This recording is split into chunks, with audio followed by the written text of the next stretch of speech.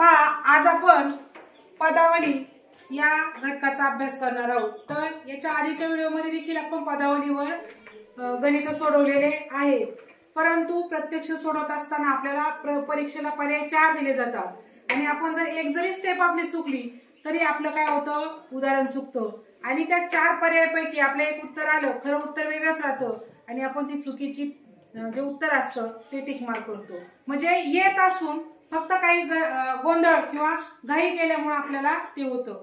तर काय करायचं लक्षात ठेवा, कंस भागू बेव।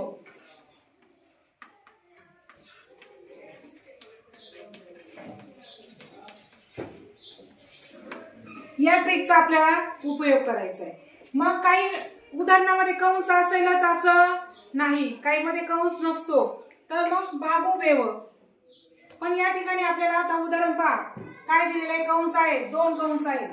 त्या ठिकाणी आपण काय केली, खाली अंडरलाईन करून घेतली, ते कंस सोडून घ्यायचे। का किती, 4 अधिक 5 किती झाले, 9 भागिले, आणि हे उदाहरण लिहित असताना त्याच्या खालीच उदाहरण लिहून घ्यायचंय, ज्याच्या खाली उत्तर पहा। याचं उत्तर इथं काढलं, इथं उदाहरण लिहिलं। पुढे पहा, गुणिले 8 वजा 35 भागिले 9तून 4 गेले, खाली किती राहिले, 5।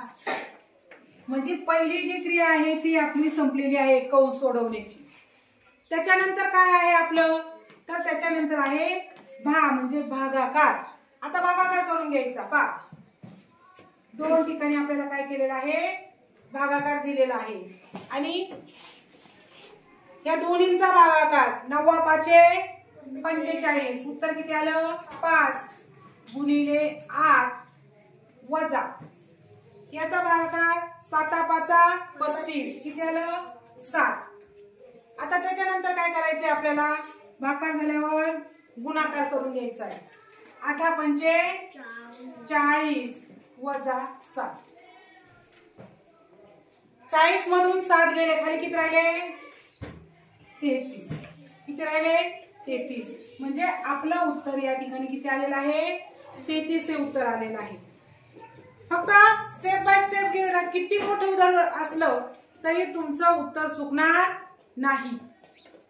त्यानंतर पहा, एक प्रश्नपत्रिकेमध्ये उदाहरण आलेले आहे।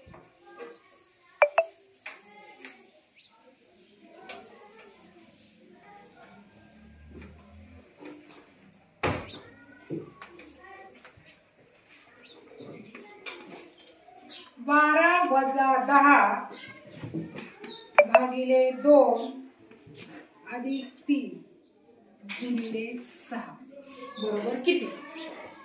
आता या ठिकाणी पहा, एकदम सोपं आहे, तरी पण काही मुलं काय करतात, भागाकार मध्ये दिलाय ना, मग त्याचं उत्तर इथे लिहितात।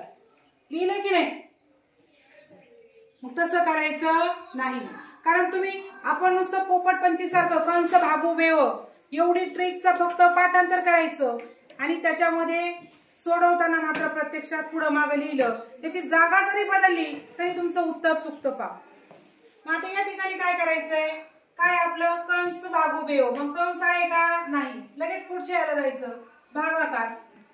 या भागाकार करून घ्यायचा, 2 पंचे 10, किती आलं उत्तर, 5 वजा इथं जे आहे ते लिहून घ्यायचं। त्याच्यानंतर गुणाकार, 6 18 अधिक 5 वजा 12, तुम्ही म्हणता मॅडम उलट, चालेल, आपलं उत्तर बरोबर येतंय ना, ते महत्वाचं आहे।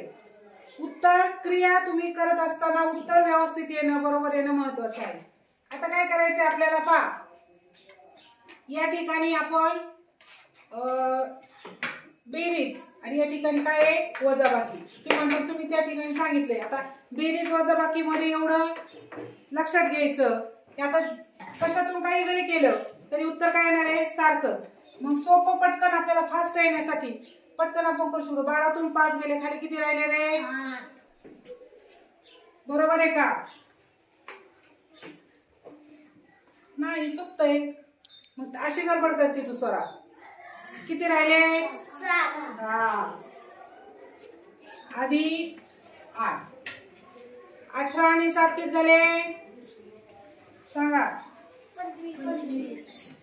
हेच उत्तर तुझं चुकलं ना, 24 आलं की नाही, मग तू बरोबर काय केली, लगेच इथं 8 मांडले. म्हणजे असा गोंधळ होतो तुमचा. ऐन परीक्षेच्या वेळेस तुम्हाला भरपूर प्रश्न सोडवायचे असतात आणि मग त्या ठिकाणी तुम्ही काय करतात, गोंधळ करतात आणि घाई होती खूप. म्हणून येत असून तुम्ही व्यवस्थित सोडवत नाही. समजलं सगळ्यांना? आता चुकल का?